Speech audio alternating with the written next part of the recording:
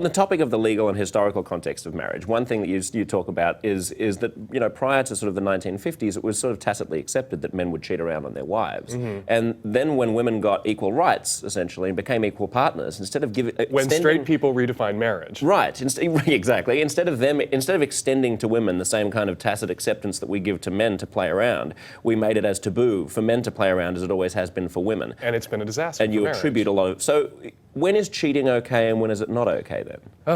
You know, I get in trouble as the only sort of member of the advice industrial complex who ever says it's okay to cheat. I don't think people should violate commitments that they've made. I don't think people should make commitments they can't keep.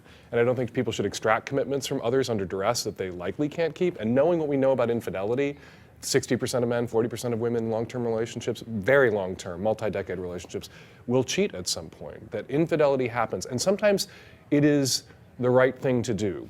Sometimes it can save a marriage. There's a letter I cite in the book from this guy whose his wife's libido disappeared. They had small children, which probably had something to do with it. Wife's libido completely disappeared. For 4 years, she didn't want to have sex.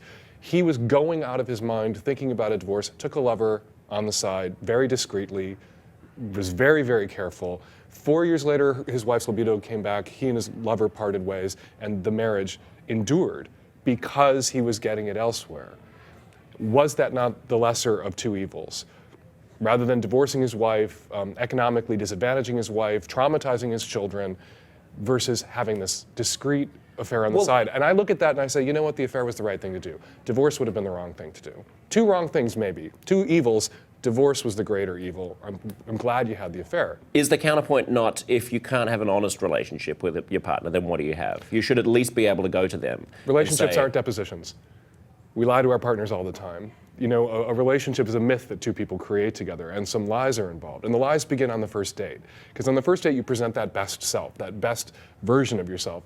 And you know that that person is presenting that best version of themselves. And one of the things that's wonderful about a long-term relationship is you spend the rest of your life trying to live up to the lie you told, trying to be that better person that you misrepresented yourself as to your partner. And it's a bit of a charade. And everybody knows it. Everybody in long-term relationships know it. And there's sometimes you don't tell your partner the truth. You spare them.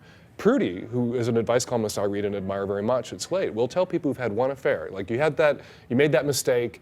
Should you go confess it to your partner? If what you learned doing that was the wrong thing to do, I'm never going to do that again? No, you should shut up and take that to the grave. There are some truths you don't tell to spare your partner's feelings and to allow them to continue to love you the way they want to love you.